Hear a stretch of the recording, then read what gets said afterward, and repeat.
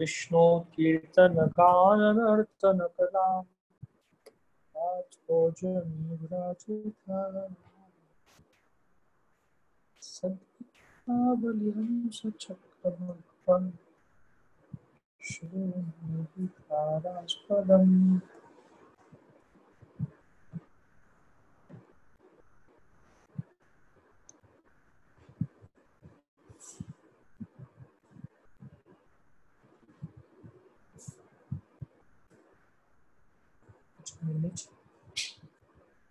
হরে কৃষ্ণ প্রভু, আমরা ক্লাস শুরু করছি এখন। আমাদের মনে হয় জুমের যে রেকর্ডিং রুমটা ফিল হয়ে গেছে, ফুল হয়ে গেছে, এটা একটু ডিলিট করে দিন। হরে কৃষ্ণ, জুম ক্লাউডে কি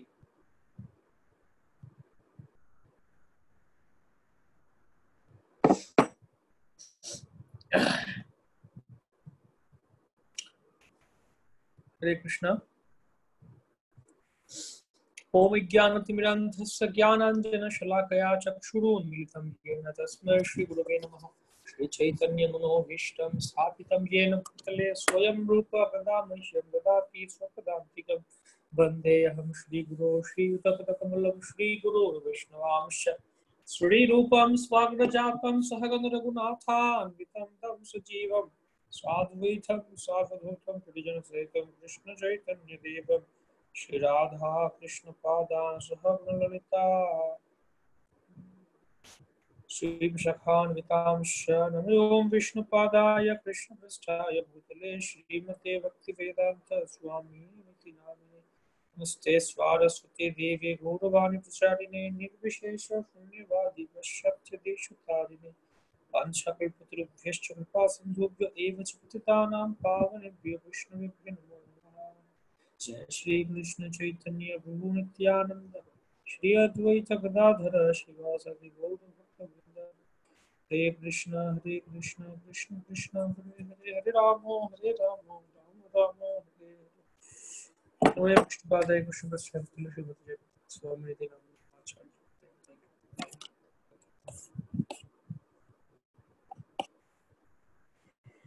हरे कृष्ण।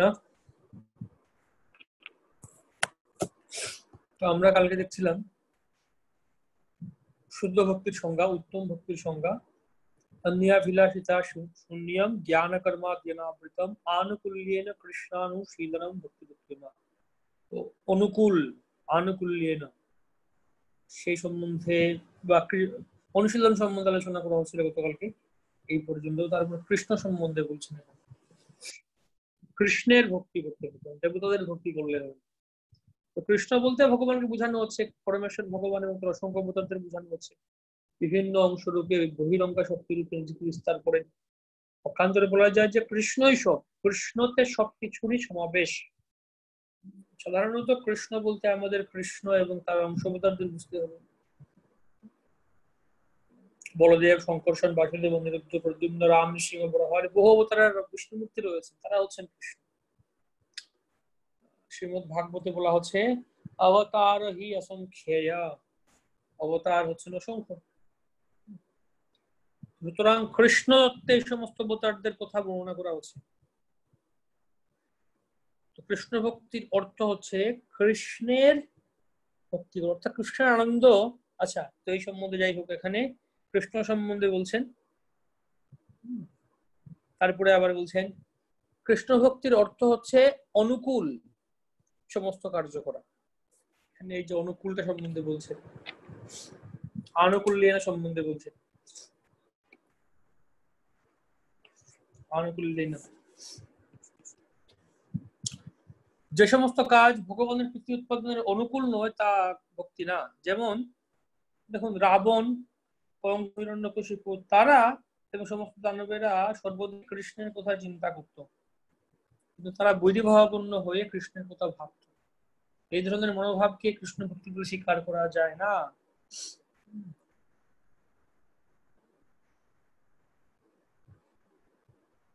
তো মায়াবাদীরা তারাও কখনো কখনো ভ্রান্ত ধারণার বশবর্তী হয়ে কৃষ্ণ তার লীলা এবং উপচার থেকে ভিন্ন বলে মনে করত। কৃষ্ণ এবং তার যে লীলা, তার যে তদীয়কে আলাদা মনে করে। তো তারা বলে থাকে, যেমন কৃষ্ণ কুরুক্ষেত্রে ভগবদ্গীতা শুনিয়েছিলেন, তাহলে বলে থাকে যে কৃষ্ণের মাহাত্ম্য থাকলেও কুরুক্ষেত্রের মাহাত্ম্য নেই। কিন্তু ভক্তরা অনুভব করে থাকে যে না, কুরুক্ষেত্র মহিমান্বিত, ভগবান যেরকম আরাধ্য, আরাধ্য ভগবান ব্রজেশ তনয়স্তদ্ধাম বৃন্দাবনম। কৃষ্ণ যেরকম আরাধ্য, একইভাবে কৃষ্ণের নাম, রূপ, গুণ, লীলা, তার ধাম, তার পরিকরগণ সকলেই হচ্ছেন তার মতো আরাধ্য, কৃষ্ণেরই মতো আরাধ্য। তৎ ধাম বৃন্দাবনম, ভগবানের ধাম ভগবানের মতো আরাধ্য। তারা জানেন না যে কৃষ্ণ বলতে শুধুমাত্র কৃষ্ণকে বুঝায় না, কৃষ্ণ বলতে শুধুমাত্র একলা কৃষ্ণকে বুঝায় না। কৃষ্ণ বলেছেন, শ্রীমদ ভাগবতমের চতুশ্লোকী ভাগবত বলা হয়, ভাগবতের মূল 4টি শ্লোক, দ্বিতীয় স্কন্ধ নবম অধ্যায় 33 থেকে 36, 35, এই 4টি শ্লোককে বলা হয় ভাগবতের চতুশ্লোকী মূল চতুশ্লোকী ভাগবত বলা হয়। এই 4টি শ্লোককে ভাগবতের মূল বলা হয়, যেটা ভগবান ব্রহ্মাকে শুনিয়েছিলেন। প্রথম শ্লোকেই ভগবান বলছিলেন ব্রহ্মার কাছে, অহম এবা সমে বাগ্রে নানিয়াদ ইয়ৎ সৎপরম পশ্চাৎ অহম ইয়ৎ এতচ্ছা ইয়ঃ শিষ্যেত সোস্ময়ম। যে সৃষ্টির শুরুতে কেবল আমিই ছিলাম, সৃষ্টির পরেও কেবল আমিই থাকবো, এবং ধ্বংসের পরেও আমিই থাকবো। তো এখন ভগবান বলছেন সৃষ্টির শুরুতে কেবল আমিই ছিলাম, তো তার মানে কি শুধু একা কৃষ্ণ ছিলেন, মহাশূন্যে ভাসছিলেন কৃষ্ণ, আর কিছু ছিল না? বলা হচ্ছে কৃষ্ণ ছিলেন, কৃষ্ণ বলছেন আমিই ছিলাম, মানে কৃষ্ণের সাথে স্বাভাবিকভাবে বুঝায় যে তার ভক্তরা ছিলেন, তার ধাম ছিল, তার পরিকরগণ ছিলেন, পার্শ্বদেরা ছিলেন, তার লীলা বৈচিত্র্য ছিল। ঠিক যদি বলা হয় যে রাজা আসছেন এখানে, আজকে প্রধানমন্ত্রী আসবেন আমাদের মায়াপুরে, তার মানে কি শুধু প্রধানমন্ত্রী একা একা হেঁটে আসবেন, নাকি রিক্সাতে করে বা গাড়িতে করে ট্যাক্সিতে করে তিনি একা একা আসবেন? প্রধানমন্ত্রী আসবেন মানে তার সাথে কমপক্ষে 50-60 জন লোক আসবে, সরকারের লোকেরা আসবে। আগে থেকে এখানে এসে জায়গা প্রস্তুত করা হবে, হেলিকপ্টারটা কোথায় নামবে, হেলিপ্যাড তৈরি করা হবে, তারপর সব ব্যক্তিরা এখানে অপেক্ষা করবেন, ওখান থেকে আগে থেকে গাড়ি আসবে, গাড়িটা সরকারের লোকেরা এসে দেখবে ঠিকঠাক আছে কিনা। প্রধানমন্ত্রী হেলিকপ্টারে করে কয়েকজনের সাথে আসবেন, সাথে আরো কয়েকজন ব্যক্তি আসবেন, বা যদি তিনি গাড়িতে করে আসেন, প্রধানমন্ত্রী গাড়ির মাঝখানে থাকবে, সামনে 5টা গাড়ি, পেছনে 5টা গাড়ি, সিকিউরিটি গার্ড দিয়ে করে আনা হবে। প্রধানমন্ত্রী আসছেন মানে আরো সাথে অনেকে থাকবে, কিভাবে রাজা আসছেন মানে অনেকে থাকবে। কিভাবে কৃষ্ণ বলতে শুধুমাত্র কৃষ্ণ একা বুঝায় না, তার ভক্তরা আছেন তার সাথে, তিনি সর্বদাই তার পরিকর ও পার্শ্বদের পরিবৃত থাকেন। যদি বলে যে অস্ত্রধারী মানুষকে কিছু খেতে দাও, অস্ত্রধারী মানুষকে কিছু খেতে দাও, খাবার মানুষটি খেয়ে থাকে, অস্ত্র শস্ত্র নয়, মানুষটি খায়। অস্ত্রধারী মানুষকে খেতে দাও, অস্ত্রকে খেতে দাও বলা হচ্ছে না, মানুষকেই খেতে দাও। একইভাবে কৃষ্ণ ভাবনামৃত ও ভগবানের লীলার উপকরণ ও স্থান সম্বন্ধে উৎসাহ প্রদর্শন করতে পারেন। কৃষ্ণ ভাবনামৃত ও ভগবানের লীলার উপকরণ ও স্থান সম্বন্ধে উৎসাহ প্রদর্শন করতে পারেন। ভগবানের লীলাভূমি বলে কুরুক্ষেত্র প্রতি আসক্ত, কিন্তু তার বলে তিনি রণক্ষেত্রের প্রতি আসক্ত না, যে কৃষ্ণ রণক্ষেত্র ছিলেন, যে কোনো রণক্ষেত্রে, যে কোনো যুদ্ধক্ষেত্রকেই আমরা কুরুক্ষেত্র ভাববো, যে কোনো যুদ্ধক্ষেত্রকে আমরা কৃষ্ণের স্থান বলে ভাববো, সেখানে আমরা গিয়ে বসে থাকবো, সেরকম না।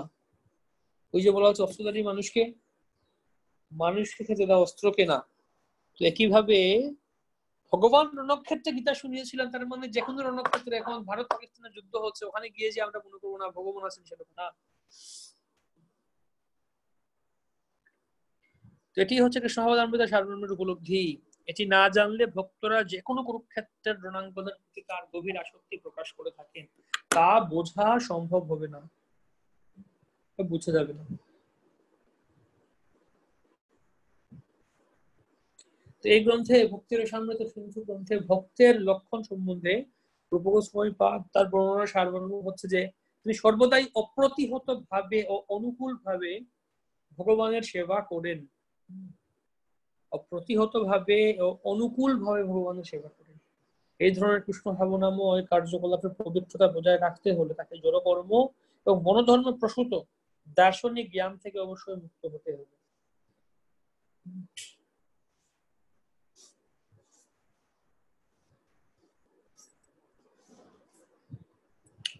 এই সমস্ত পন্থাগুলি কৃষ্ণ ভক্তের কাছে সর্বতভাবে অর্থহীন, ভক্তি ছাড়া যা আছে।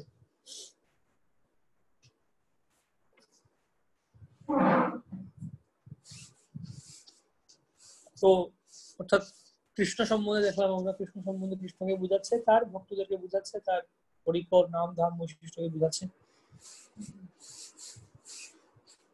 তারপর কর্ম, জ্ঞান কর্মাদি অনাবৃতম। আচ্ছা, এখানেও জ্ঞান সম্বন্ধে বলছেন, জ্ঞান কর্মাদি দার্শনিক জ্ঞান থেকে মুক্ত থাকতে হবে, যেটা জ্ঞান এবং কর্ম থেকে অনাবৃত, দার্শনিক এই সমস্ত জ্ঞান থেকে মুক্ত থাকতে হবে। মুক্ত বলতে বোঝানো হচ্ছে কি, এখানে দার্শনিক বলতে এই জ্ঞানটি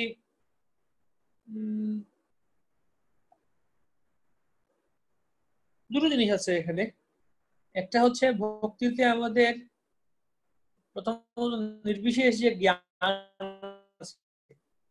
সেটা নেই,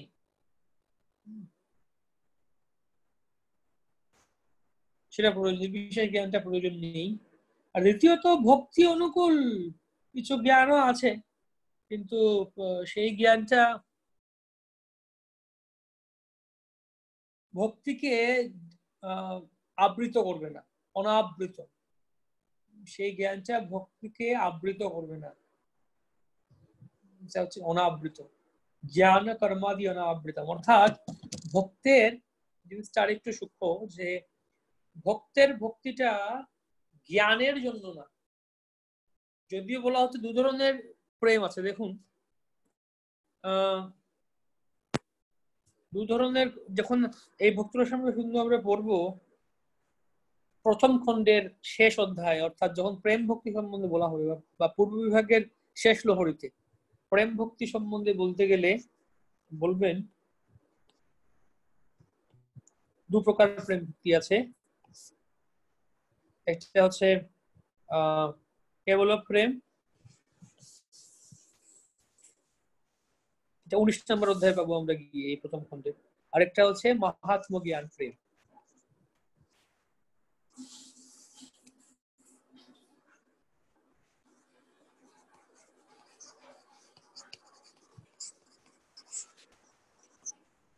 হ্যাঁ, কেবল প্রেম আর মাহাত্ম জ্ঞান প্রেম।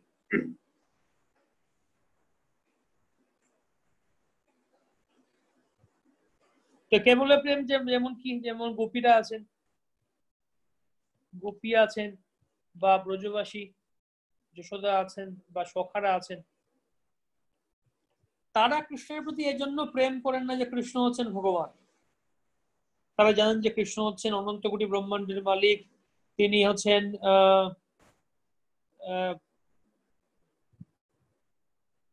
অত্যন্ত বিভূতি রয়েছে, তার অসংখ্য অনন্ত বিভূতি রয়েছে, বিশ্বরূপ দেখিয়েছেন তিনি।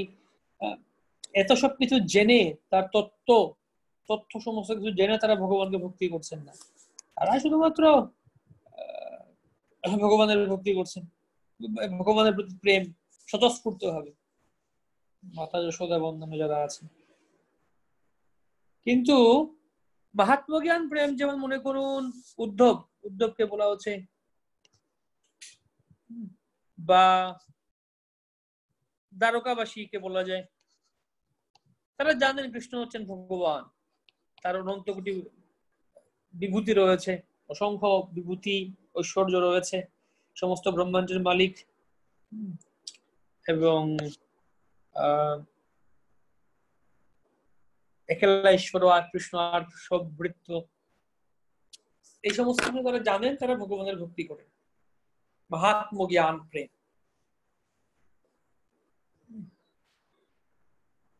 ভগবানের ভক্তি জানা, অবশ্যই ভগবান বিভূতি সম্বন্ধে জানা, তথাপি যে ভগবানের প্রতি স্বতঃস্ফূর্ত যে প্রেম যেটা যা আছে বা যা আকর্ষণ, এটা আলটিমেটলি কিন্তু এই জ্ঞানের উপর নির্ভর করে। যে জ্ঞান আছে বলেই বা জ্ঞান থেকেই সেটা হবে জ্ঞানের বাধ্যতামূলক, সেরকম না। স্বতঃস্ফূর্ত হয় ভগবানের প্রতি প্রেম আসতে পারে, স্বতঃস্ফূর্ত হয় ভগবানের প্রতি কোন ভক্ত প্রেম লাভ করতে পারেন। এই বিষয়টা আমরা পরবর্তীতে দেখব। তবে সেই জ্ঞানটা অবশ্যই প্রয়োজন আছে, মাহাত্ম্য জ্ঞানটা আমাদের প্রয়োজন আছে। এখানে যখন জ্ঞান ও কর্মাদি অনাবৃত বলা হচ্ছে, তার মানে কিন্তু এক্স্যাক্টলি এই যে ভগবানের বিভূতি জ্ঞান মাহাত্ম্য জ্ঞানটাকে তাকে এক্স্যাক্টলি বলা হচ্ছে না। এখানে আমি দেখতে পাচ্ছি প্রভুপাদের ব্যাখ্যাতেও নির্বিশেষ জ্ঞানকে বলা হচ্ছে। নির্বিশেষ জ্ঞান, এই মাহাত্ম্য জ্ঞানের প্রয়োজন রয়েছে, ভগবত ভক্তির জ্ঞানের প্রয়োজন। এটা ভক্তি, এই জ্ঞানটা ভক্তি। যেমন শ্রবণম কীর্তনম বিষ্ণু স্মরণম পাদ সেবনম, শ্রবণ কীর্তন করা, ভগবানের সম্বন্ধে শোনা, ভাগবত পড়া, ভাগবত শ্রবণ করা, তো এটা ভক্তিরই অঙ্গ। তারপর যেমন বলা হচ্ছে সম্বন্ধ বিধেয় প্রয়োজন, এটা ভক্তিকে সম্বন্ধ বিধেয় প্রয়োজন, সমস্ত প্রয়োজন। অভিধেয় হচ্ছে ভক্তির পন্থা, আর সম্বন্ধ হচ্ছে ভক্তির পূর্ববর্তী স্টেপ। সম্বন্ধ অবশ্যই প্রয়োজন, এই জ্ঞানটা আমাদের অবশ্যই প্রয়োজন। এখানে যে জ্ঞানের কথা বলা হচ্ছে দার্শনিক জ্ঞান, মনোধর্ম দার্শনিক জ্ঞান, নির্বিশেষবাদ, শূন্যবাদ, এই সমস্ত জ্ঞান প্রয়োজন নেই। আর কর্ম বলতে বোঝানো হচ্ছে সাধারণ বৈদিক কর্মকাণ্ড, নির্দিষ্ট কার্যকলাপ যা আছে, এই সমস্ত কর্ম যা ইয়ে করা আছে,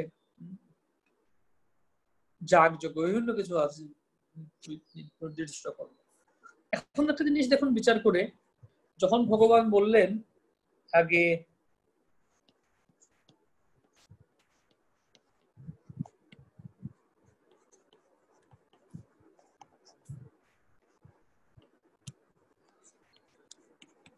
অন্যাভিলাষিতা শূন্যম, অন্য অভিলাষ থেকে মুক্ত হতে হবে, শূন্য হতে হবে। আর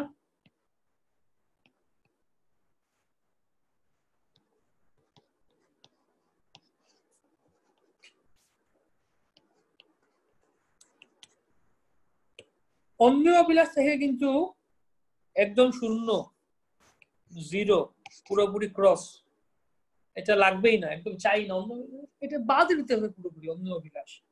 কিন্তু জ্ঞান ও কর্মাদি বলা হচ্ছে অনাবৃত, এটা কিন্তু একদম জিরো বলা হচ্ছে না, একদম এটাকে কিন্তু জিরো বলা হচ্ছে না, এটাকে জিরো বলা হচ্ছে না, কিন্তু অন্য অভিলাষকে একদম জিরো বলা হচ্ছে, শূন্য বলা হচ্ছে। কেন? এটাও তো বলতে পারতেন যে অন্যাভিলাষিতা শূন্যম জ্ঞান কর্মাদি শূন্যম, অন্যাভিলাষ থেকে মুক্ত, জ্ঞান কর্ম থেকে মুক্ত, সব থেকে শূন্য হতে হবে, হয়ে ভক্তি করতে হবে, সেরকম বলছেন না। এটা চাই, জ্ঞান কর্ম চাই, তবে অনাবৃত থাকবে।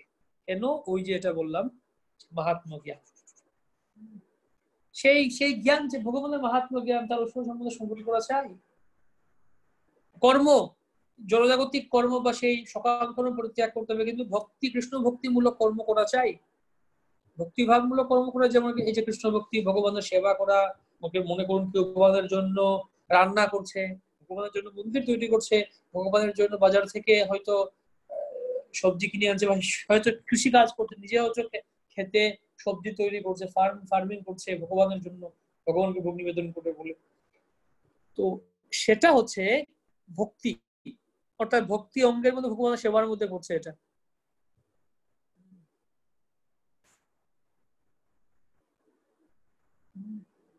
তাই ওই ধরনের জ্ঞান চাই, ওই ধরনের কর্ম চাই, একদম জ্ঞান কর্ম বাদ সেরকম বলছেন না। এই জন্য বলছেন জ্ঞান কর্মাদি অনাবৃত। আমি বলে বলতে পারতেন জ্ঞান কর্মাদি শূন্য, ভক্তিতে কোনো জ্ঞান চাই না, কর্ম চাই না, শূন্য শূন্য না। ভক্তিতে নির্বিশেষ জ্ঞান বা সেই শূন্যবাদী মনোধর্ম প্রসূত জ্ঞান চাই না, বা এই সকল কর্মকাণ্ডের প্রতি বা সকাম কর্ম চাই না, কিন্তু আমার ভক্তি অনুকূল জ্ঞান চাই, ভক্তি অনুকূল কর্ম চাই। আমি একটা চার্ট আগে দেখিয়েছিলাম। মনে করুন প্রথমত আমাদের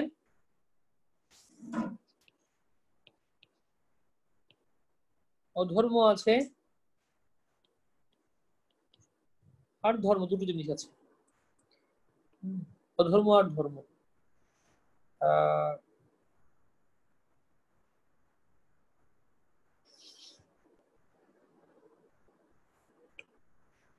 তার মধ্যে প্রথমত হচ্ছে নাস্তিক,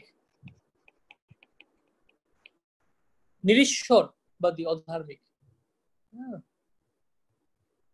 তারা হচ্ছে একদম নাস্তিক, নাস্তিক এবং অধার্মিক। তারপরে হচ্ছে হয়তো আস্তিক, কিছুটা মানে ভগবান যে আছেন বিশ্বাস, তারপরে অধর্ম করে। যেমন নাস্তিক অধার্মিক মানে একদম যারা জগতের লোক, যারা ভগবানকে মানেই না, অধর্ম করেই যায়, ঠিক আছে। আর আস্তিক অধার্মিক ভগবানকে মানে কিন্তু ধর্মের নামে হয়তো অধর্ম করতে পারে, বা হয়তো সে পশু হত্যা করছে, প্রাণী হত্যা করছে, এটা কি চলছে?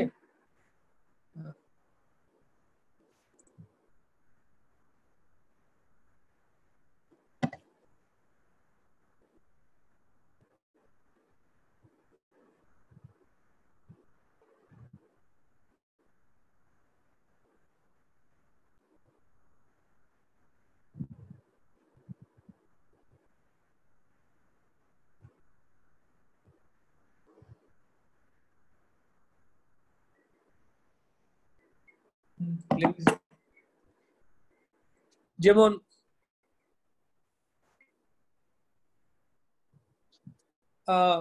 পশু হত্যা করছে হয়তো, আস্তিক, তবে তারা অনৈতিক।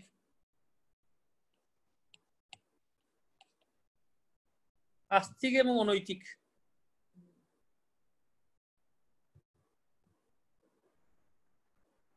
আর তারপরে হচ্ছে এরা নৈতিক, এরা হয়তো নৈতিক হয়েও অধর্ম করতে পারে, অর্থাৎ কিছু নীতি মানে, তারা সাধারণ কিছু নীতি মানে, তারপরেও তারা অধর্ম করতে পারে এই জগতে। অধার্মিক, যেমন পশু হত্যা করা বা এই ধরনের কাজ করতে পারে। ধর্মকে জানে সাধারণ, ধর্ম জানে না, করছে তারা, এ হচ্ছে অধার্মিক। তারপরে ধর্মের মধ্যে আমরা আসতে পারি যে এখানে হয়তো হতে পারে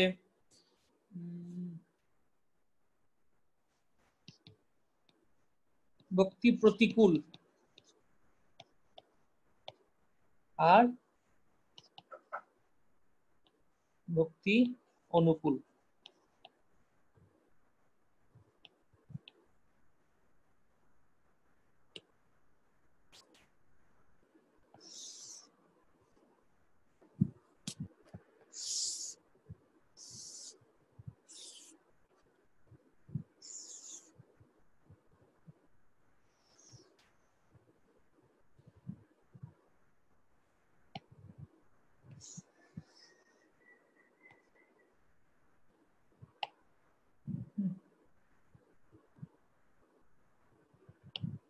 ভক্তি অনুকূল আর ভক্তি প্রতিকূল, ভক্তি প্রতিকূল আর ভক্তি অনুকূল।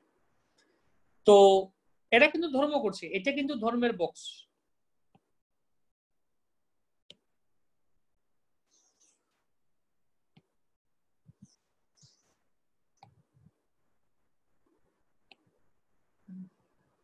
এটা কিন্তু ধর্ম,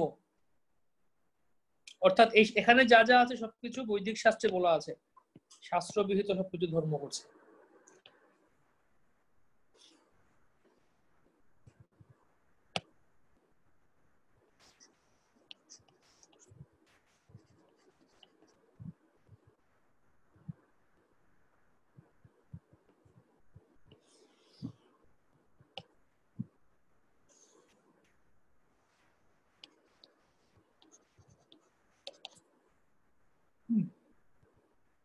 অর্থাৎ এরা কর্ম থেকে জ্ঞান শ্রেষ্ঠ, কর্ম থেকে জ্ঞান শ্রেষ্ঠ সবসময়।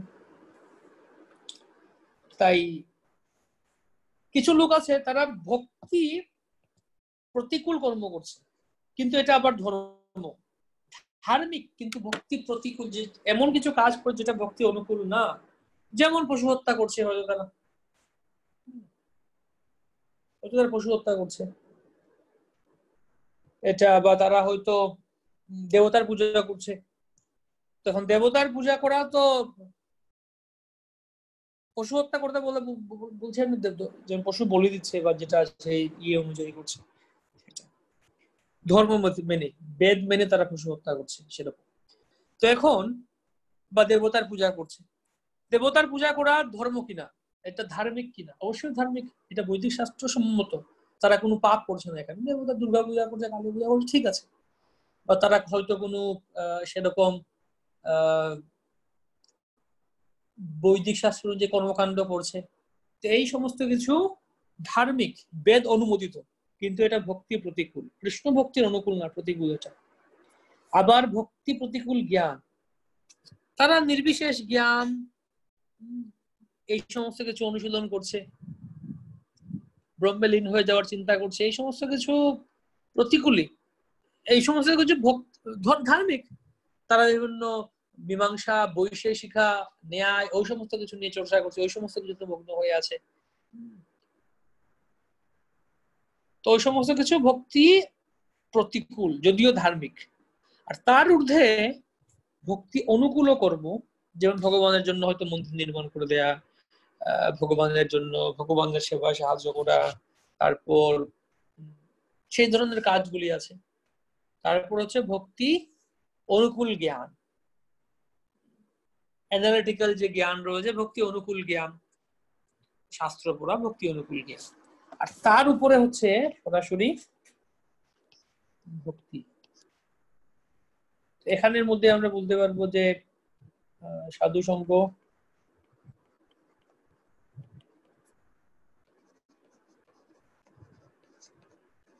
নাম কীর্তন, ভাগবত শ্রবণ, তারপর ধামবাস, আর বিগ্রহ অর্চন, এই পাঁচটি হচ্ছে সরাসরি ভক্তি। তো এই সার্কেলটা হচ্ছে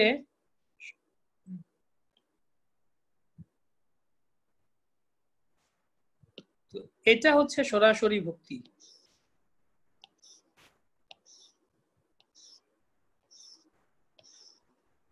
ডিরেক্টলি ভক্তি, এটা সরাসরি ভক্তি। আর এটা হচ্ছে ভক্তি অনুকূল।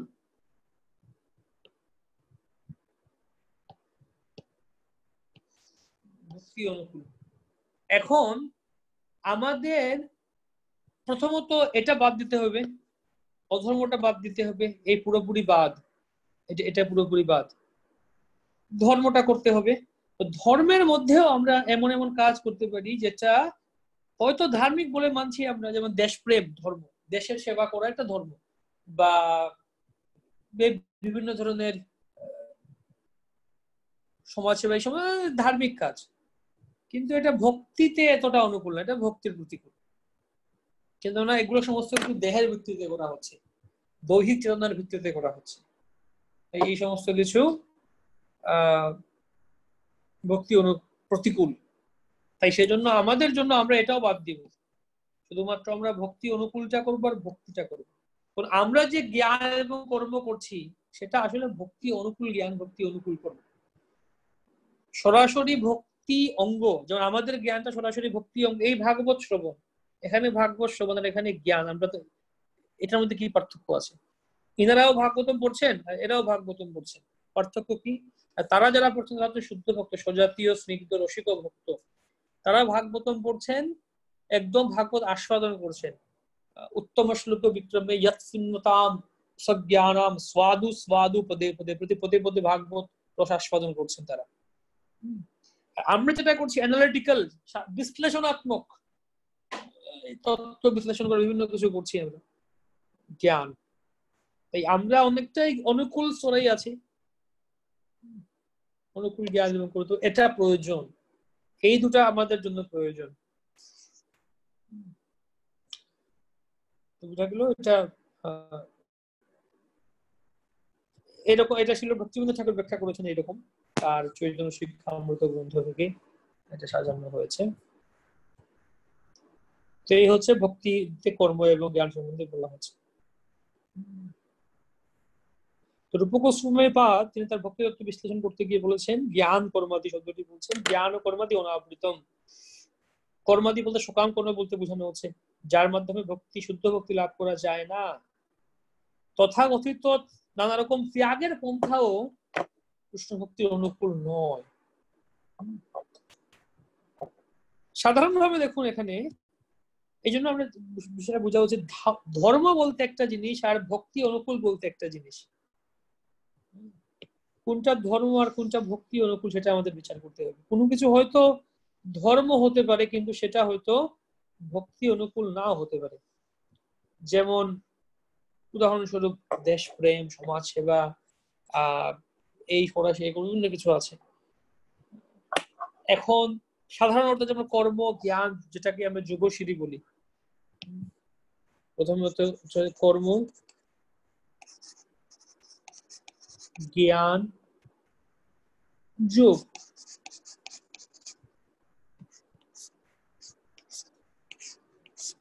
যোগ, তারপরে হচ্ছে ভক্তি।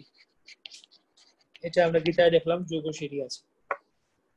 এখন এই যে তিনটা আছে, কর্ম জ্ঞান যোগ, এগুলো কিন্তু একদম খারাপ না, একদম যে এটা ফালতু এরকম না। কর্ম জ্ঞান যোগ এটাও বেদের অনুযায়ী, এটা হচ্ছে বেদের অনুযায়ী, অর্থাৎ বৈদিক শাস্ত্রের সম্মত। এই কর্মকাণ্ড অনুশীলন করছে, শাস্ত্র অনুযায়ী যজ্ঞ করছে, সে হয়তো পশু হত্যা করলেও, পশু বলি দিলেও সে শাস্ত্র অনুযায়ী করছে, সে হয়তো দেবতার উপাসনা করছে বা নির্বিশেষ জ্ঞান আরাধনা করছে, অষ্টাঙ্গ যোগ করছে। ধীরে ধীরে ধীরে সাধারণত একজন ব্যক্তি সে ধীরে ধীরে ধীরে ধীরে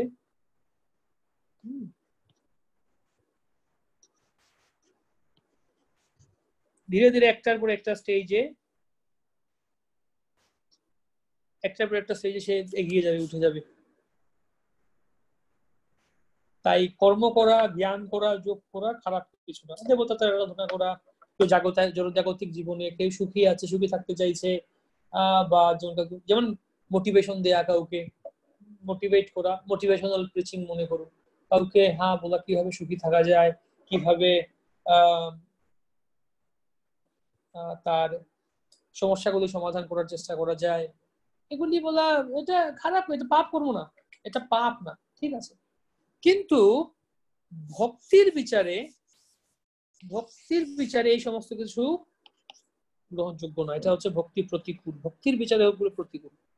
যেমন আমরা যদি বলি, আমরা আগে উদাহরণ দিচ্ছিলাম, 4 আছে, 4, 1 আর 4-এর মধ্যে কোনটা বড় আছে? 1 বড় না 4 বড়? অবশ্যই 4 বড়। 4 আর 400-র মধ্যে কোনটা বড়?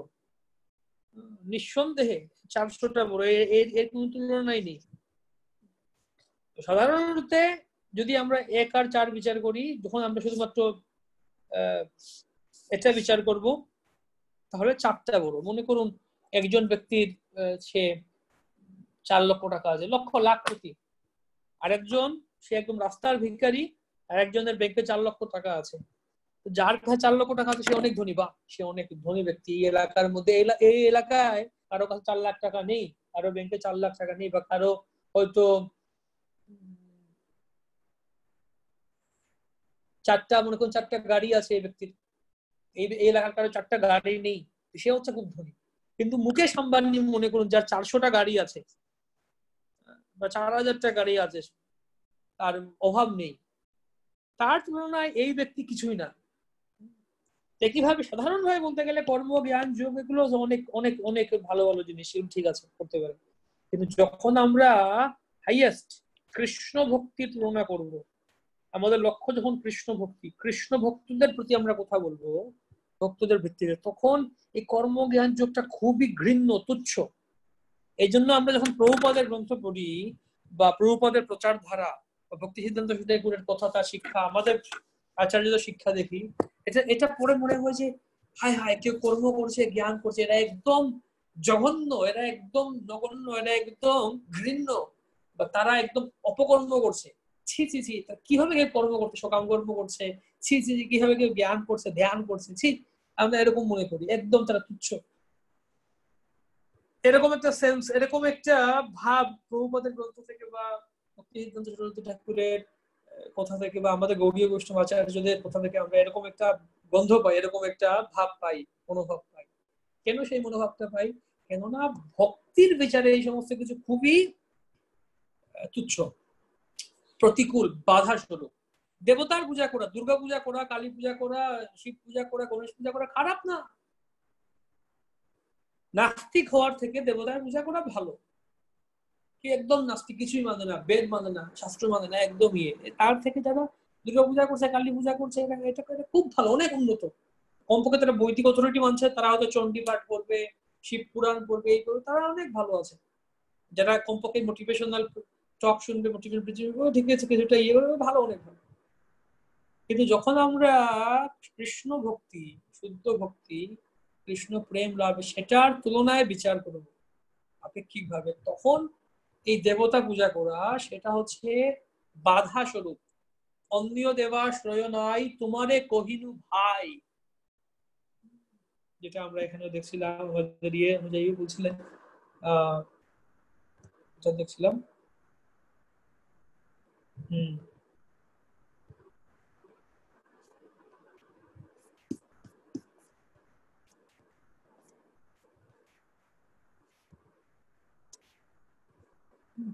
তথ্য দিচ্ছেন তারা, অন্য বাঞ্ছা অন্য পূজা ছাড়ি জ্ঞান কর্ম, অন্য সময় ছাড়তে হবে, ছেড়ে দিতে, শূন্য একদম। আনুকূল্যে সর্বেন্দ্রিয় কৃষ্ণানুকূল, অন্য অভিলাষ ছাড়ি জ্ঞান কর্ম পরিহরি, কায় মনে করিব ভোজন, সাধু সঙ্গে কৃষ্ণ সেবা, না পুজিব দেবী দেবা, এই ভক্তি পরম কারণ। অন্য জায়গায়, আরেক জায়গায় বলছেন ঠাকুর যে অন্য দেবাশ্রয় নাই তোমারে কহিনু ভাই, এই ভক্তি পরম কারণ। এটি হচ্ছে ভক্তির মূল কারণ, যে অন্য দেবাশ্রয় করে একমাত্র কৃষ্ণের শরণ গ্রহণ করা। কেন এটা, কেন এই জিনিসটা বলা হচ্ছে? একজন মনে করুন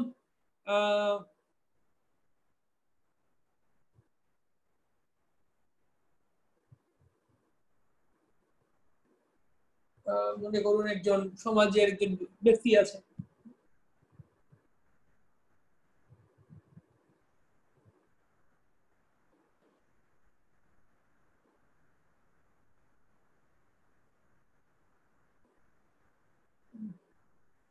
যেমন মনে করুন ফিল্ম সুপারস্টার আছে, ফিল্ম স্টার আছে শাহরুখ খান। শাহরুখ খানকে অনেকে পছন্দ করে। এখন ঠিক আছে, শাহরুখ খানের ফিল্ম দেখে ঠিক আছে, কিন্তু এটা এমন কি এত ইয়ে না যে ঠিক আছে, এখন এখন যদি কেউ শাহরুখ খানের ভক্ত হয়, শাহরুখ খানের ফ্যান হয়, তাহলে এটা পুলিশ তাকে, সরকার থেকে জেলখানায় পাঠাবে, এরকম না। এটা কোনো ক্রাইম না, অপকর্ম না, অপকর্ম না, এটা ঠিকই আছে। কিন্তু যদি একজন বিবাহিত স্ত্রী, তিনি যদি এখন শাহরুখ খানের এমন ভক্ত, যদি শাহরুখ খানের কাছে যায়, যদি শাহরুখ খানের, সে যদি তার নিজের পতিকে ছেড়ে, হাজবেন্ডকে ছেড়ে যদি শাহরুখ খানের কাছে চলে যায়, এবং গিয়ে যদি সে অপকর্ম করে বা যদি পরক্রিয়া করে, তাহলে এটা কি কোথায়, সে হচ্ছে অসতী, আনচেস্ট, এবং সেটা হচ্ছে অপকর্ম। সে তার নিজ পতি ছেড়ে যেমন অন্য কথা চিন্তা করতে পারে না, করা উচিত না, যে সতী নারী কল্পনা করতে পারে না নিজের পতি ছাড়া, একইভাবে ভক্তদের জন্য কৃষ্ণ হচ্ছেন আমাদের একমাত্র পতি, একমাত্র পিতা, একমাত্র প্রভু। তার আশ্রয় ছাড়া আমরা আমাদের অন্য কারো আশ্রয় কল্পনাও করা উচিত না, চিন্তাও করা উচিত না, ভাবাও উচিত না, আশাও করা উচিত না। এটা হচ্ছে মূল কথা। কেন দেবতাদের কাছে ভক্ত গিয়ে কোনো কিছু চাইলে সমস্যা কোথায়? দেবতা তারা, এরা ওনারা তো আছেন, আমরা তো বলে থাকি যে এরা, ওনারা ভগবানেরই প্রকাশ, ভগবানেরই শক্তি বা ভগবানের প্রতিনিধি। ইন্দ্র, চন্দ্র, বরুণ, দুর্গা, কালী, শিব, লক্ষ্মী, গণেশ, সরস্বতী, এরা তো বিভিন্ন ডিপার্টমেন্টের ইনচার্জ, বিভিন্ন মন্ত্রণালয়, education ministry, finance ministry, home ministry, বিভিন্ন মিনিস্ট্রির মিনিস্টার এক একজন।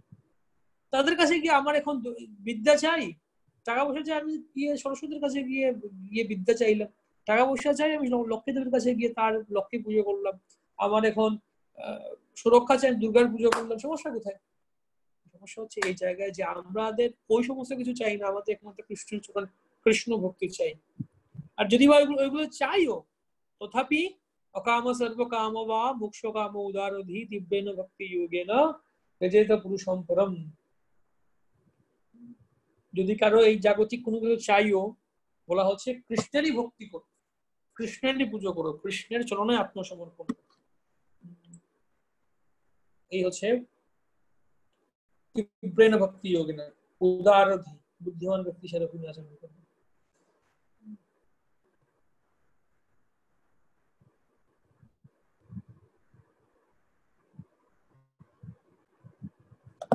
তো এই হচ্ছে মূল কথা। তো সেজন্য আমরা এত মানে এত কট্টর মনে করেন, তো কট্টরপন্থী বৈষ্ণবেরা কট্টর সব, কি সমস্যা কোথায়? শিবের পুজো করলে, দুর্গা পূজা করলে, এটা হচ্ছে সমস্যা, যেন ভক্তি প্রতিকূল। এটা ভক্তি প্রতিকূল। কৃষ্ণের প্রতি আমাদের শরণাগতি এটা বাধা পায়। আমি বলছিলাম মনে হয় আগে যে আমি এবার যখন বাংলাদেশে ছিলাম, বাংলাদেশে আমার সিলেট মন্দিরের পাশে মসজিদ আছে। তো এখন কিছু ঝামেলা হয়েছিল ভক্তদের সাথে কিছু কয়েক বছর আগে। তো তারপরে করেছে কি, ওরা মন্দিরের যে মসজিদের যে মাইক আছে, মাইকটা আরো মন্দির দিকে করে দিয়েছে। এখন ওরা আজান দিলে বা ওয়াজ করলে সবকিছু মন্দির থেকে শোনা যায় এবং বিকট ভাবে।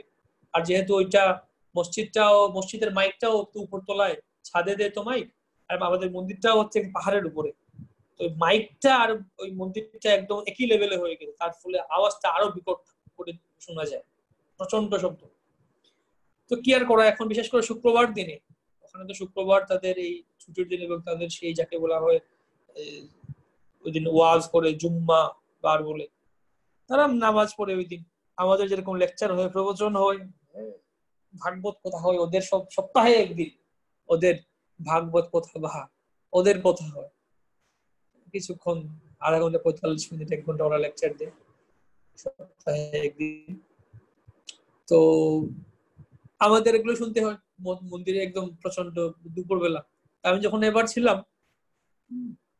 তো এরকম তারা একদিন দুর্গাপূজার আগে, মনে হয় দুর্গাপূজার আগে কিছুদিন আগে তারা কথা বলছিল এরকম ওয়াজ করছে। তাদের কথা বলা যাচ্ছে, বিভিন্ন কিছু বলছে, আল্লাহর কথা, এই কথা সেই কথা, এগুলো তো আমরা ঠিক আছে কানে ঢুকছে, আমরা আমাদের কাজ করছি। হঠাৎ করে শুনলাম তারা বললো, কথা প্রসঙ্গে বললো, মাইকের মধ্যে বলছে যে যারা হিন্দু ভাইয়েরা আছেন, যারা শুনছেন আমাদের কথা, তারা একটু কোনো কিছু মনে করবেন না। হিন্দু ভাইয়েরা কোনো কিছু মনে করবেন না, আমরা এটা আমাদের মুসলিম বা ইসলামী ভাইদের জন্য আমরা বলছি এই কথাগুলো। তো কি বলছে তখন আমাদের, কি বলছে হিন্দুদের কথা, কি বলছে তখন তারা বলছে, দুর্গাপূজার ঠিক আগে বলছে যে তাদের পূজা আসছে ভাই, সে মূর্তি বানাবে, এই করবে সেই করবে দুর্গাপূজাতে। আমরা তারা ওরা আর কি যেতে বলছে, দেখো হে মুসলিম ভাইগণ, হিন্দুরা মানুষ, আমরা তাদের কাছে যাব, তাদের সাথে আমাদের বন্ধু থাকতে পারে, হিন্দুরা আমাদের বন্ধু হতে পারে, আমাদের সাথে ভালো সম্পর্ক থাকতে পারে, তাদের বাড়িতে আমরা যেতে পারি, তারা আমাদের বাড়িতে আসতে পারে, আমরা খাওয়া দাওয়া করতে পারি একসাথে, আমরা উৎসব করতে পারি, তাদের তাদের কোনো বিপদ হলে আমরা এগিয়ে যেতে পারি, তাদেরকে সাহায্য করতে পারি, তাদের কোনো বিপদ হলে আমরা গিয়ে সাহায্য করবো, একে অন্যের ইয়ে থাকবো, আমরা মিলেমিশে থাকবো।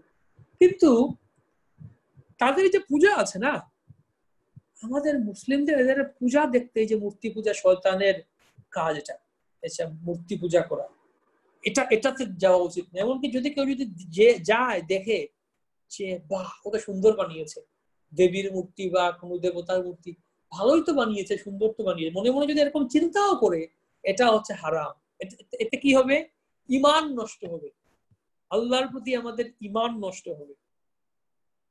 তারা বলছিল ভাইকে, ইমান মানে কি? বিশ্বাস বা শ্রদ্ধা, শরণাগতি, আমরা আমাদের কথা বলতে গেলে শরণাগতি বা শরণাগতি বলতে পারি। তো তারা বলছিল হ্যাঁ ঠিক আছে, হিন্দু কাজ দিতে পারি, আমরা ভাই বন্ধু, আমরা বন্ধুত্ব করতে পারি, কিন্তু তাদের এই মূর্তি দেখে মনে মনেও ভাবা যাবে না যে না খুব ভালো হয়েছে, সুন্দর বানিয়েছে। যদি এরকম ভাবেও, এতে আল্লাহর প্রতি ইমান নষ্ট হবে। কিন্তু এটা আমাদের পুরোপুরি ফিলোসফির বাইরে, তাদের সিদ্ধান্ত আল্লাহর প্রতি তাদের ইমানের বাইরে এটা, যে মূর্তি পূজা করা যাবে না, মূর্তিকে দেখলে কোনো কিছু ইয়ে করা যাবে না, শয়তানের কাজ। তখন আমি চিন্তা করছিলাম, আমি তো শুনে, তারা আসলে যেরকম প্রচার করছে, তারা বলছে সেই দৃষ্টিকোণ থেকে ঠিক, মানে তাদের দৃষ্টিকোণ থেকে তারা এরকম ঠিক বলছে, কিন্তু আমাদের দৃষ্টিকোণ থেকে ব্যাপারটা উল্টো। আমাদের দৃষ্টিকোণ থেকেও জিনিসটা একই রকম অ্যাপ্লিকেবল। তারা যেরকম বলছে যে না দেব দেবতার মূর্তি দর্শন করলে ওরা যদি ভালো লাগে ইমান নষ্ট হবে, এইভাবে আমরাও যদি কৃষ্ণকে ছাড়া অন্য কারোর প্রতি আকৃষ্ট অন্য কারোর কথা চিন্তা করি, অন্য কোনো প্রভুর আশ্রয় নেই, তাহলে ইমান নষ্ট হবে, আমাদের শরণাগতি নষ্ট হবে ভগবানের প্রতি। কেন বলা হচ্ছে এই সমস্ত কিছু খারাপ, এই দেবতা পূজাকে না করা হচ্ছে, কেন আমরা তীব্রভাবে নিন্দা করছি? জাগতিক ইন্দ্রিয় সুখ ভোগ করা, বিষয় সুখের প্রতি ধাবিত হওয়া, কর্ম করা, কর্মকাণ্ড, জ্ঞান কাণ্ড, ধ্যান কাণ্ড, কর্মযোগ, জ্ঞান যোগ, ধ্যান যোগ, বা এই সেই মোটিভেশন এই সময় কেন ইয়ে করছি? কেন এতে কৃষ্ণ ভক্তির প্রতি, কৃষ্ণের প্রতি আমাদের শরণাগতি, দৃঢ় আনুগত্য, এটা নষ্ট হবে। এই জিনিসটা হচ্ছে ব্যাপার। যদিও কেউ বলতে পারে এগুলো কট্টরপন্থী কথাবার্তা, এরা সব ফ্যানাটিক, কিন্তু ভক্তি মানে আসলে ফ্যানাটিক কথার মানে কি? একটা নির্দিষ্ট বিষয়ের প্রতি তীব্র আকর্ষণ, তীব্র অনুরাগ, এবং এটা ছাড়া অন্য কিছু বুঝতে পারে না, এটা হচ্ছে ফ্যানাটিক। আসলে ব্যাপার বলতে গেলে ভক্তির ফ্যানাটিক, কৃষ্ণ ভক্তি মানে ফ্যানাটিক, একেলা ঈশ্বর কৃষ্ণ আর শুভ বৃত্ত যেরকম আপনি এই কথা বলবে ফ্যানাটিক। কৃষ্ণই একমাত্র ভগবান, আর কেউ ভগবান না। একেলা ঈশ্বরে কৃষ্ণ আর সব বৃত্ত, তার বাকি সব তার বৃত্ত, তার দাস। যারে তৈছে না চায় সে তৈছে করে নৃত্য। কৃষ্ণ একমাত্র প্রভু, আর বাকি সব তার দাস। যখন এই কথা বলবেন ফ্যানাটিক। তো হ্যাঁ, আমরা ফ্যানাটিক, অবশ্যই আমরা ফ্যানাটিক। এলিটিস্ট একটা কথা আছে ইংরেজিতে, যারা সবাই অভিজাত পূর্ণবান, এরা একটা ক্ষুদ্র ইয়েতে থাকে, যারা শুধুমাত্র নিজের ইয়েতে থাকে। সার্চ করে দেখবেন, এলিটিস্ট একটা কথা আছে ইংরেজিতে। Don't be elitist. হ্যাঁ, ভক্তি মানে এলিটিস্ট অনলি। এলিট বলো না, elite club, elite group, elite লোকেরা, সমাজের অভিজাত লোকেরা। এলিটিস্ট, ভক্তি মানে এলিটিস্ট অনলি, এক্সক্লুসিভ, যাকে বলা হয় এক্সক্লুসিভ।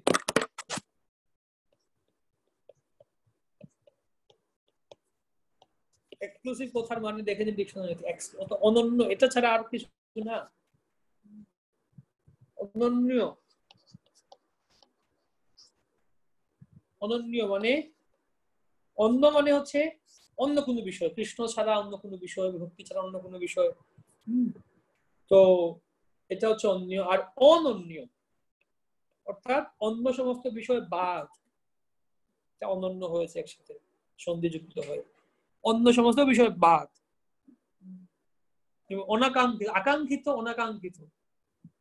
অন হচ্ছে একটা উপসর্গ, উপসর্গটা নেগেটিভ, নেতিবাচক উপসর্গ। এটা লাগলে সামনে যদি বসে কারো, তাহলে ওই কাজটা, ওই শব্দটা উল্টো হয়ে যায়। অনাকাঙ্ক্ষিত, আশ্রিত, অনাশ্রিত। আশ্রিত মানে কারো আশ্রয় গ্রহণ করেছেন, আর অনাশ্রিত মানে না আশ্রয় ছাড়া। আবশ্যক অর্থাৎ যা কিছু চাই আমাদের, অনাবশ্যক যা চাই না। অর্থাৎ অন উপসর্গটি বসলে শব্দটি বিপরীত হয়ে যায়, নেগেটিভ হয়ে যায়। তো কিভাবে অন্য, কৃষ্ণ ছাড়া অন্য সবকিছু এই জগতে। সাধারণ অর্থে অনন্য মানে আপনার যে মূল যে ফোকাস, মনে করুন আমরা এখন কোথাও মিটিং করতে বসেছি, যে নৃসিংহ চতুর্দশী আসছে কদিন পরে, বা আগামীকালকে অক্ষয় তৃতীয়া, আমরা কি করতে পারি আমাদের মন্দিরে সবাইকে নিয়ে আমরা মিটিং এ বসলাম, অক্ষয় তৃতীয়া আমরা কি উৎসব করব। মিটিং এ সবাই কথা বলছে, হ্যাঁ আমরা এটা করতে পারি, ভগবানের জন্য খুব চন্দন যাত্রা, চন্দন লাগাবো ভগবানকে, আমরা হরিনাম সংকীর্তন হবে, হয়তো আমরা সকাল থেকে আমরা 24 আওয়ার্স কীর্তন করব, প্রসাদ দেয়া হবে, এই করা হবে, সেই করা হবে। এটা এটা হচ্ছে আমাদের মূল প্রতিপাদ্য বিষয়, মিটিং এর আলোচ্য বিষয়, মূল টপিক। আমরা অক্ষয় তৃতীয়া অনুষ্ঠানে কি করা হবে এই সম্বন্ধে ইষ্টপুষ্টি করতে বসছি। কিন্তু এর মধ্যে কথা বলতে বলতে কেউ বললো যে হ্যাঁ কীর্তন করতে হবে, কিন্তু কীর্তনে আমাদের দেখতে হবে, একজন বক্তা বলে উঠলো যে যারা যারা কীর্তন অর্গানাইজ করছেন, হারমোনিয়াম, মৃদঙ্গ, করতাল আপনার সাবধানে ইয়ে করে রাখবেন, সাবধানে বাজাবেন বা ঠিক করে রাখবেন। কীর্তনের পরে কিন্তু ওটা পাওয়া যায় না, কেউ হয়তো নিয়ে চলে যাবে, বা হারমোনিয়াম কোথায় রাখবে, করতাল কোথায় রাখবে, যেন না হারায়, যেন সাবধান। ওই অথরিটি ইনচার্জ বলে দিল। তখন কেউ বলে হলো হ্যাঁ প্রভু ঠিক বলেছেন, এটা করতাল মৃদঙ্গ ভালো করে রাখা উচিত। আমরা গত বছর প্রোগ্রামে এরকম করতাল পাইনি, আমরা মৃদঙ্গ পাইনি, দেখা গেল অমুক ব্যক্তি নিয়ে গেছে করতাল, তো এই করতাল, হ্যাঁ ওই মৃদঙ্গটা খুব ভালো ছিল, কোথায় থেকে কিনেছো? হ্যাঁ মৃদঙ্গটা আমরা কিনেছি নবদ্বীপ থেকে। নবদ্বীপে একজনের দোকান আছে, আমার পরিচিত একজন ব্যক্তি আছে, তার দোকান থেকে কিনেছি। হ্যাঁ ওই ব্যক্তিটা খুব ভালো, ওই ব্যক্তির বাড়িতে আমি যাই বা তার ইয়েতে যাই, তার অনেকগুলো দোকান আছে, তারপরে তার আরো অনেকগুলো ব্যবসা আছে, তারপরে এ করতে কোথাও কথা বলতে বলতে ওই সম্বন্ধে কথা বলা শুরু করে দিলাম। আমাদের মূল প্রোগ্রাম ছিল ইয়েতে অক্ষয় তৃতীয়া থেকে উৎসব করবো। এখন আমরা একটা টপিক ডাইভার্ট হতে হতে হতে হতে আমরা এমন জায়গায় গেলাম ব্যাস।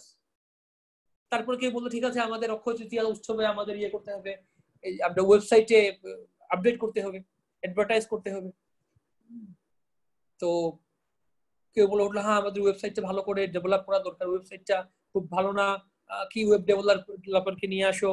তারপর আমার একজন বন্ধু আছে, সে ওয়েব ডেভেলপার, তো আমরা আরেকটু ম্যাগাজিন করবো, ওয়েবসাইটে আর্টিকেল লিখবো, ম্যাগাজিন করবো, তারপরে আমরা একটা ইউটিউব চ্যানেল খুলবো আমরা। ওইগুলো সাধারণত এরকম এরকম হয়, ডিসকাশন করতে করতে করতে যে মূল টপিকে বসি আমরা, সেখান থেকে আমরা ডাইভার্ট হয়ে অন্য কোথাও চলে যাই। একবার এরকম আমরা বসছিলাম মিটিং এ, তো বারবার ডাইভার্ট হচ্ছিল, একটার পর একটা কথা আছে। তো একজন প্রভু ছিলেন, উনি বারবার বলছেন দেখো, বারবার একটা কথা বলছেন, দেখো আমরা এখানে ডিসকাস করতে বসছি, একটা আমাদের টপিক ছিল একটা বই বেরোবে, ইসকন বাংলাদেশের তীর্থ আছে, তীর্থ সমূহকে নিয়ে একটা বই বেরোবে, ওইটা নিয়ে কথা মিটিং বাংলাদেশের প্রভুর এখানে আমাকেও ডেকেছিলেন, আমি বসছিলাম। তো বারবার টপিক চেঞ্জ হচ্ছিল, একটা থেকে আরেকজন একটা কথা বলছিল। একজন প্রভু উনি বলছেন না আমরা এখানে বই সম্বন্ধে কথা বলছি, বই সম্বন্ধে অন্য কিছু না, অন্য কিছু না, এটা সম্বন্ধে কথা বলো। বারবার উনি আমাদেরকে ফিরিয়ে আনছিলেন, বারবার আমরা অন্য কথা বলছিলাম, বারবার উনি আমাকে মূল টপিকে ফিরিয়ে আনছিলেন। এটা হচ্ছে কথা, আমাদের মূল টপিকটা যেটা টপিক থেকে ডাইভার্ট হয়ে যেটা হচ্ছে অন্য বিষয়, দ্বিতীয় অভিনিবেশ, ভয়ম দ্বিতীয় অভিনিবেশ, দ্বিতীয় অন্য কোনো বিষয়ে অভিনিবেশ করা, চিন্তা করা। তো সেই জন্য কৃষ্ণ ভক্তি মতে আমাদের কৃষ্ণই হচ্ছেন মূল, প্রথম মূল লক্ষ্য, সেন্টার। কৃষ্ণ ছাড়া বাকি সমস্ত কিছু হচ্ছে অন্য, এই সমস্ত কিছু অন্য ত্যাগ করতে হবে, একমাত্র কৃষ্ণ হচ্ছে মূল। এই জন্য বলা হচ্ছে অনন্য ভক্তি, মানে এটা এক্সক্লুসিভলি তীব্রেণ ভক্তি যোগেন ভগবানের ভক্তি করা। সেই জন্য আমরা এই সমস্ত কিছু বাকি সমস্ত যা আছে, দেবতা পূজা করা, কর্ম করা, জ্ঞান করা, মোটিভেশনাল কথাবার্তা বা জাগতিক ভাবে সুখী হওয়ার চেষ্টা করা, এই সমস্ত বিষয়কে আমরা ভক্তি প্রতিকূল বলে বলি এবং সেগুলোকে আমরা তীব্রভাবে পরিত্যাগ করি, বহিষ্কার করি। সাধারণভাবে ঠিক আছে, এটা এটা ক্রাইম না, জেলখানায় করবে না আমাদেরকে, এটা যে যোগশীলিতে এটাও একটা নিচুর স্তর, লোয়ার লেভেল, লোয়ার লেভেল।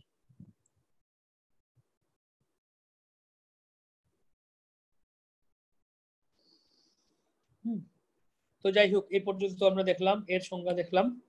এখন পরবর্তীতে বলছেন যে এখান থেকে শুরু হচ্ছে সর্বোপাধি বিনির্মুক্তম তৎপরত্বেন নির্মলম ঋষিকেন ঋষিকেশ সেবনম ভক্তির উচ্চতে। ওই শ্লোকের ব্যাখ্যা করছেন, অন্যাবিলাসিতা শূন্য শ্লোকের ব্যাখ্যা শেষ হলো। তো আশা করি আপনারা বুঝতে পারছেন, না বুঝতে পারলে প্রশ্ন করতে পারেন। এটা এই যা কথা বললাম আমরা কালকে আজকে এই শ্লোক সম্বন্ধে, এই কথাগুলিকে আপনাদেরকে সাজিয়ে গুছিয়ে ওপেন বুকে লিখতে হবে, এই প্রশ্ন লিখতে হবে। নারদ পঞ্চরাত্রের শ্লোক, এটাও আপনাদের মুখস্থের মধ্যে আছে, 4টা শ্লোকের মধ্যে এটাও একটা। সর্বোপাধি বিনির্মুক্তম তৎপরত্বেন নির্মলম ঋষিকেন ঋষিকেশ সেবনম ভক্তিরুচ্যতে। সর্ব উপাধি বিনির্মুক্ত অর্থাৎ সকল মাইক ভেদ আবরণ শূন্য কৃষ্ণের তর অন্য অভিলাষিতা বর্জিত তৎপরত্ব নির্মল অর্থাৎ কৃষ্ণ সেবৈক তাৎপর্যে আনুকূল্যে কর্মাবরণ জ্ঞান মোহনাদি উপাধিমল নির্মুক্ত ঋষিকে দ্বারা অর্থাৎ সেবনমুখ ইন্দ্রিয় দ্বারা ঋষিকে সেবন অর্থাৎ সর্বেন্দ্রিয়াধিপতি কৃষ্ণের অনুশীলন ভক্তি বুড়িয়ে গঠিত হয়। অমৃত প্রবাহ ভাষ্য এটা বলছেন, যাই হোক দেখছি আমরা পরবর্তীতে। অমৃত প্রবাহ ভাষ্যে বলছেন সমস্ত ইন্দ্রিয়ের দ্বারা ঋষিকেশ ভগবানের ঋষিকেশ সেবনের নাম হচ্ছে ভক্তি। এই স্বরূপ লক্ষণময় সেবার দুটি লক্ষণ হচ্ছে যথা প্রস্থ লক্ষণ যথা ওই শুদ্ধ ভক্তি সকল উপাধি হইতে মুক্ত থাকিবে, কেবল কৃষ্ণ উপর হইয়া স্বয়ং নির্মল থাকিবে। আচ্ছা, এই যে কথাটা আমরা দেখছিলাম,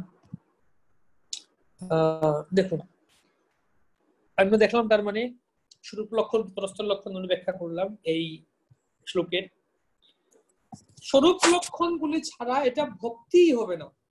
যদি কেউ অনুকূল ভাবে না করে, এটা ভক্তিই হবে না। যদি কেউ কৃষ্ণকে ছেড়ে দেবতার পূজা করে, সেটাও ভক্তি হবে না। কেউ হয়তো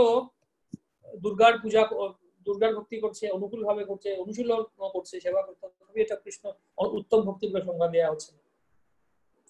আবার কেউ হয়তো কৃষ্ণের ভক্তি করার চেষ্টা করছে, কিন্তু সে তো অনুশীলন করছে না, নিষ্ক্রিয় হয়ে বসে, তাহলে এটা ভক্তি হবে। অর্থাৎ এই ব্যাপারগুলি হচ্ছে এরকম। মনে করুন আপনি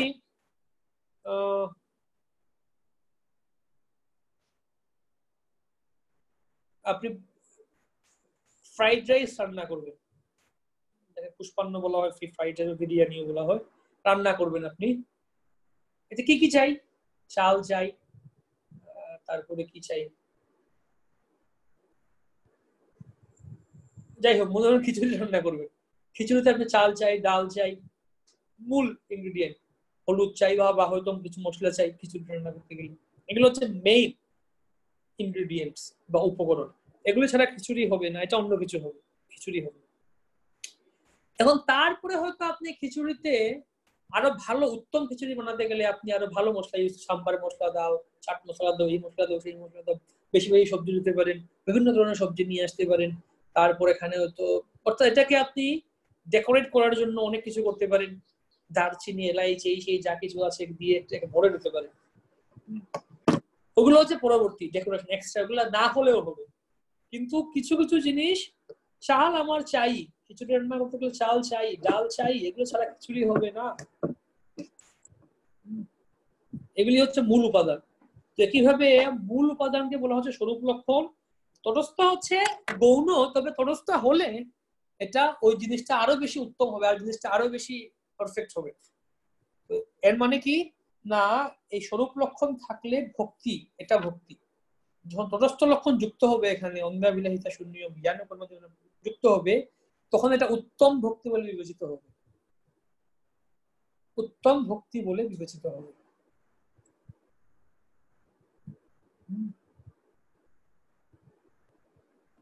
আশা করি বুঝাতে পেরেছি আমি। বলতে গেলে যেমন আনুকূল্যেন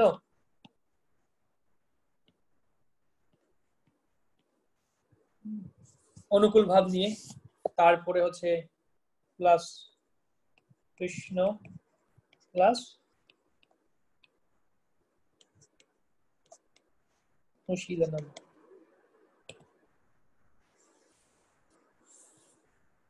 এই হচ্ছে স্বরূপ লক্ষণ।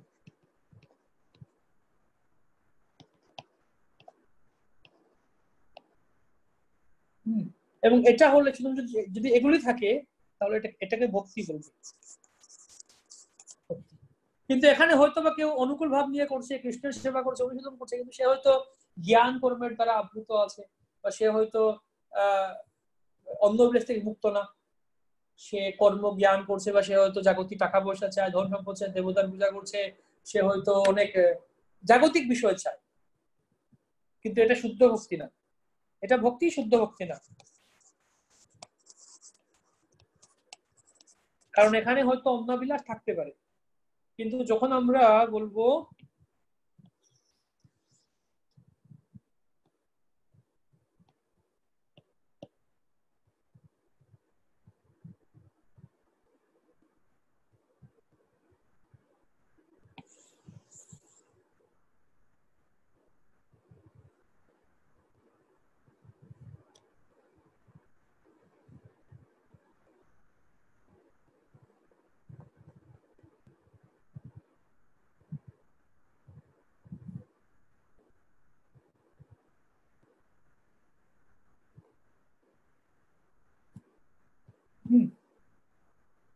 এটা শুদ্ধ ভক্তি না।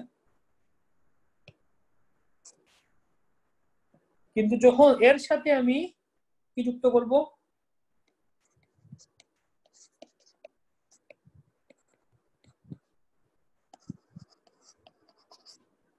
অন্যাবিলাস শূন্য এবং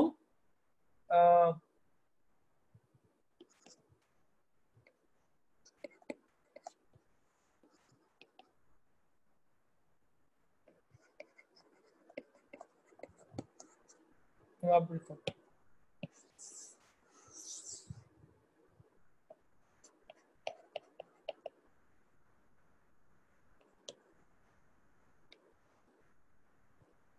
তখন কি এটা হবে শুদ্ধ ভক্তি, উত্তম ভক্তি।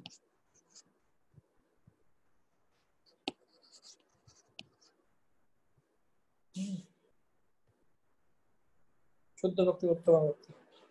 শুধুমাত্র স্বরূপ লক্ষণ থাকলে এটা ভক্তি ঠিক আছে, এমনি যুক্ত করলে ঠিক আছে, তখন গিয়ে শুদ্ধ ভক্তি, উত্তম ভক্তি হবে। তো এই জন্য এটা হচ্ছে গুরুত্ব। খিচুড়িতে চাল ডাল, খিচুড়ি রান্না করতে গেলে কি শুধু চাল দিন, ডাল দিন, আর কিছু একটু তেল দিন বা একটু ঘি দিন, একটু জিরের গুঁড়া দিন, একটু হলুদ দিন, বাস। আমি আগে খিচুড়ি রান্না করতাম রাইস কুকারে, ওদের ইয়েতে আসলে ইয়েতে রাইস কুকারে, রাইস কুকার আছে। মাঝে মাঝে অনেক সময় দেখা গেল কি কিচেনে খুব মশলা দিয়ে রান্না করছে বা খুব স্পাইসি করছে, তো আমি অনেক সময় মাঝে খিচুড়ি রান্না করতাম, একটু কি রাইস কুকারটা ইয়ে করো, গরম করো বা লাগাও, ইলেকট্রিক কুকার প্লাগ ইন করো, সেখানে একটু একটু ঘি দাও, একটু জিরা দাও, তারপরে একটু হলুদ দাও, বাস। তারপরে জিনিসটা একটু ইয়ে হলে ওখানের মধ্যে চাল আর ডালকে ধুয়ে ছেড়ে দাও, একটু জল দিয়ে দাও, বাস, খিচুড়ি হয়ে গেল। সিম্পল খিচুড়ি। 15-20 মিনিট পরে অটোমেটিক খিচুড়ি রান্না হয় রাইস কুকারে, এটা বন্ধ হয়ে যাবে। কিন্তু এটার মধ্যে আপনি মশলা ইয়ে দেয়, এই বিভিন্ন মশলা দেন, 10 রকমের মশলা দিতে পারেন, সবজি দিতে পারেন, বিভিন্ন কিছু করতে, আরো টেস্ট বাড়াতে পারেন, পনির দিতে পারেন, ছানা দিতে পারেন, এটাকে আরো ডেকোরেট করার জন্য চিজ দিতে পারেন। তো কিভাবে বেসিক্যালি স্বরূপ লক্ষণ এই হচ্ছে কনসেপ্ট। তারপরে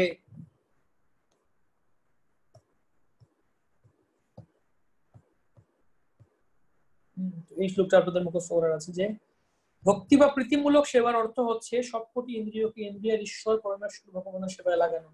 যখন জীবাত্মা পরমেশ্বরের সেবায় নিযুক্ত হয় তখন দুটি পার্শ্বফল পরিলক্ষিত হয়। একটি হচ্ছে জড় উপাধি থেকে মুক্ত হওয়া যায় এবং কেবলমাত্র ভগবানের সেবায় যুক্ত থাকার ফলে ইন্দ্রিয়গুলি পরিশুদ্ধতা লাভ করে, শুদ্ধ হয় ইন্দ্রিয়গুলি।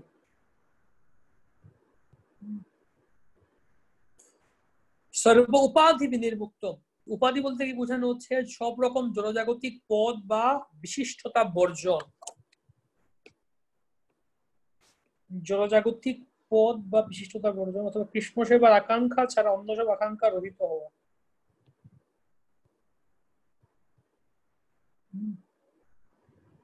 সমস্ত উপাধি বর্জন কি, আমি ভারতীয়, আমি আমেরিকান, আমি বাংলাদেশি, আমি পাকিস্তানি, তারপরে আমি আমি স্ত্রী, আমি পুরুষ, আমি ছেলে, আমি মেয়ে, আমি ডাক্তার, আমি ইঞ্জিনিয়ার, এই ধরনের যা উপাধি আছে, জাগতিক যা কিছু আছে উপাধি, সেই সমস্ত উপাধি পরিত্যাগ করে অথবা কৃষ্ণ সেবার আকাঙ্ক্ষা ছাড়া বাকি সমস্ত আকাঙ্ক্ষা যা আছে এই সমস্ত কিছু পরিত্যাগ করে তৎপরত্বেনা, একমাত্র উদ্দেশ্য থাকবে তৎপরত্বেনা, শুধুমাত্র ভগবানের সেবার উদ্দেশ্য দ্বারা। নির্মলম, হৃদয় যখন নির্মল হবে, মানে কি এখানে অনুমান ভিত্তিক দার্শনিক গবেষণাগুলো জ্ঞান এবং কর্ম এই সমস্ত কিছু সংস্পর্শ বর্জন, জ্ঞান কর্ম থেকে মুক্ত, তৎপরত্বেনা নির্মলম। তারপরে কি ঋষি কেন সমস্ত উপাধি বর্জিত শুদ্ধ ইন্দ্রিয়ের দ্বারা, ঋষি কেন ইন্দ্রিয়ের দ্বারা, ঋষিকেশ, ইন্দ্রিয়ের প্রভু হচ্ছেন ঋষিকেশ, ভগবানকে বলা হয় ঋষিকেশ, তার সেবা করা। ঋষিকেন ঋষিকেশ সেবনম ভক্তির উচ্চতে।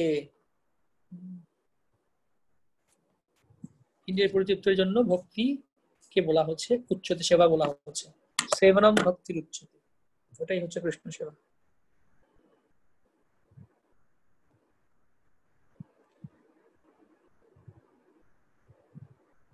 সব রকম জাগতিক উপলব্ধি বা জাগতিক পদ বা উপাধি থেকে মুক্ত হয়। তো সেই সম্বন্ধে প্রভুপাদ বর্ণনা করছেন পরবর্তী সেকশনে। যতক্ষণ পর্যন্ত নিজেকে কোনো পরিবারের বা সমাজের অন্তর্ভুক্ত বলে মনে করে, মানে যতক্ষণ পর্যন্ত এরকম মনে করে আত্মবুদ্ধি করে, ততক্ষণ সে উপাধি যুক্ত থাকে। কিন্তু যখন সে পূর্ণরূপে উপলব্ধি করতে পারে যে সে কোনো পরিবার, সমাজের বা দেশের সঙ্গে সম্পর্কিত নয়, নিত্য সম্পর্ক হচ্ছে কৃষ্ণের সঙ্গে, তখন সে অনুভব করতে পারে যে তথাকথিত পরিবার বা রাষ্ট্রের স্বার্থে তার শক্তির অপচয় করে না। এটি হচ্ছে জীবনের যথার্থ প্রয়োজন এবং এরই নাম কৃষ্ণ ভাবনাময় শুদ্ধ ভক্তি যোগ। এরপর চিত্রগুলি রয়েছে, সুন্দর সুন্দর চিত্রপট। তো যাই হোক, আমরা শেষ করলাম, প্রস্তাবনা শেষ করলাম, যেখানে থেকে কিছু শ্লোক বলা আছে, প্রথম লহরী কিছু শ্লোক আছে, তারপর পূর্ব বিভাগ শুরু হবে শুদ্ধ ভক্তির লক্ষণ। আমি সংক্ষেপে কিছু হিন্টস এখানে দিই, কালকে আমরা এটা শুরু করব। তারপরে এখানে শুদ্ধ ভক্তির লক্ষণ বলা হবে। কপিল দেবের শ্লোক বলছেন যে ভক্তি, বিশুদ্ধ ভক্তি, শুদ্ধ ভক্তি, এখানে মুক্তি বাঞ্ছা পরিত্যাগ করে ভক্তি করতে হবে। শালক্য শাস্ত্রী সামীপ্য সারূপেকত্বমপ্লুত দীয়মানম গৃহণন্তি বিনা মৎসেবনম জনা। শালক্য শাস্ত্রী সামীপ্য শালক্য, এই সমস্ত মুক্তি ভগবানের ভক্ত গ্রহণ করেন না, ভক্তরা এগুলো গ্রহণ করেন না।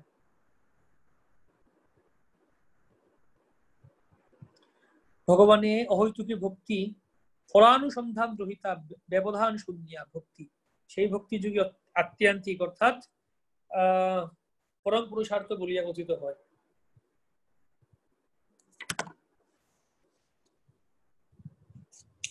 তারপরে বলা হচ্ছে ক্লেশগ্নি শুভদা। তো সেই ভক্তির, শুদ্ধ ভক্তির ছটি বৈশিষ্ট্য বলা হচ্ছে। ক্লেশগ্নি, শুভদা, মুক্ষলভতা, ক্রেজ, সুদুর্লভ, সান্দ্রানন্দ বিশেষাত্মা, শ্রীকৃষ্ণ আকর্ষিণী। শ্রীকৃষ্ণ আকর্ষিণী, ছটি বিষয়। ওই শ্লোকটা কপিল দেবের শ্লোক দেখলাম, এখানে বলছেন, বলা হচ্ছে প্রথমে 5 রকমের মুক্তি আছে। শালক্য ভগবানের লোকে যাওয়া, সারূপ্য ভগবানের মতো রূপ লাভ করা, সামীপ্য ভগবানের কাছাকাছি যাওয়া, তারপর শাস্তি ভগবানের মতো ঐশ্বর্য লাভ করা, সাজুজ্য ভগবানের লীন হয়ে যাওয়া, এই সকম সব ধরনের মুক্তি থেকে মুক্ত হয়। তারপরে বলছেন এই যে ছটি বিষয় কি কি, ক্লেশগ্নি অর্থাৎ শুদ্ধ ভক্তি ক্লেশগ্নি।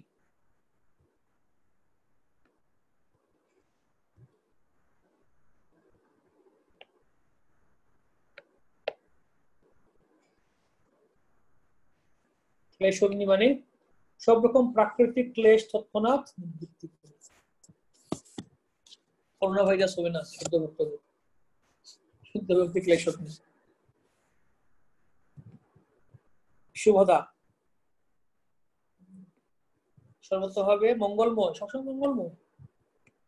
সান্দ্রানন্দ বিশেষ আত্মা অর্থাৎ শুদ্ধ ভক্তি দিব্য আনন্দ প্রদান করে,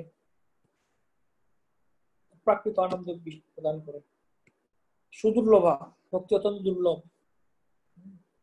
মুক্ষলভতাকৃত ভক্তি মুক্তিকেও তুচ্ছ করে দেয়। শ্রীকৃষ্ণ আকর্ষণী, কৃষ্ণকে আকর্ষণ করে একমাত্র উপায়। তো এই হচ্ছে ছটা বিষয়, শুদ্ধ ভক্তির ছটি বৈশিষ্ট্য আমরা দেখবো একে একে, ছটি লক্ষণ আমরা দেখবো একে একে। অর্থাৎ শুদ্ধ ভক্তি, সাধারণ ভক্তিতে না। কেউ বলতে পারে ঠিক আছে আমরা তো ভক্তি করছি 10 বছর ধরে, 15 বছর ধরে, কিন্তু আমাদের মধ্যে কেন এই গুণগুলি প্রকাশ হচ্ছে না, আমাদের কেন হয়তো দুঃখ কষ্ট হচ্ছে, আমাদের কেন হয়তো মঙ্গল হচ্ছে না, আমাদের কেন হয়তো আনন্দ প্রদান লাভ করছি না, আমরা কেন কৃষ্ণকে আকর্ষণ করতে পারছি না? কারণ আমরা শুদ্ধ ভক্তি করছি না, আমরা এখনো জড়জাগতিক অন্য অভিলাষ যুক্ত ভক্তি করছি, সেজন্য আমাদের এই সমস্ত কিছু থেকে মুক্ত হচ্ছে না আমরা। তাই শুদ্ধ ভক্তি কিন্তু মঙ্গলময়, মঙ্গলময়।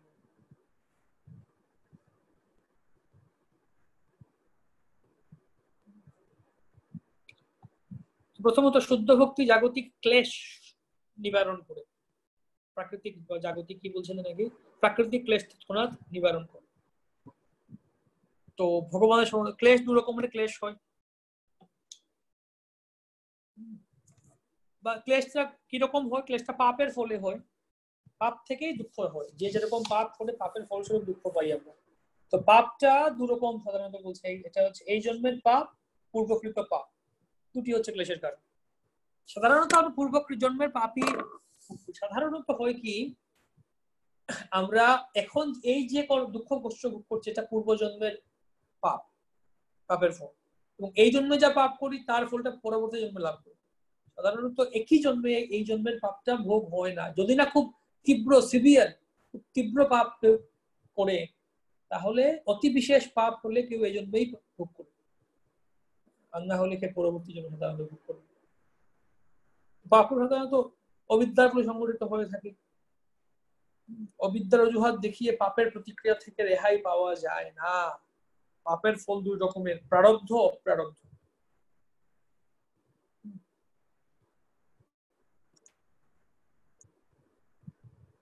তো যাই হোক, এটা কিছু ডিসকাশনের টপিক আছে এখানে পাপ সম্বন্ধে, অপ্রারব্ধ বীজ ভূত, সেটা কালকে আলোচনা করবো আমি, কালকে এই করবো অপ্রারব্ধ পাপ বীজ, কালকে অক্ষয় তৃতীয়া।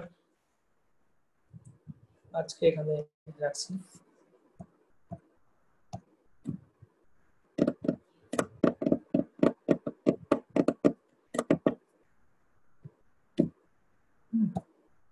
কোনো প্রশ্ন আছে কারো?